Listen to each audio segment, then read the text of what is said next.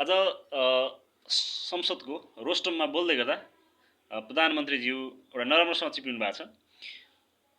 एउटा देशको सार्वभौम संस्था संसद जस्तो ठाउँमा चाहिँ देशको कार्यकारी प्रमुखले बोलेको कुरा जुन चाहिँ एउटा आधिकारिक धारणा पनि बन्छ, बिना प्रमाण तथ्य र प्रमाणको आधारमा बोल्नु ती अनुचित पनि हुन्छ क्या।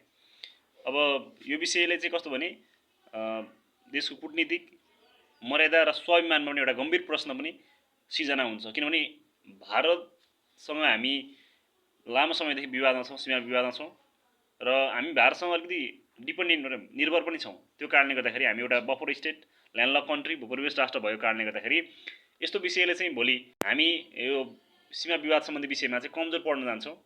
अन्तर्राष्ट्रिय एउटा प्रमाणको आधारमा प्रधानमन्त्री बोलेको कुरालाई आधिकारिकता दिइन्छ, त्यो विषयमा चाहिँ अलिकति गम्भीर ध्यान दिनुपर्ने हुन्छ। अब तथ्य प्रमाण होला उहाँ देखाउनुहुन्छ होला पछि, किनभने यो विषय सेन्सिटिभ विषय हो।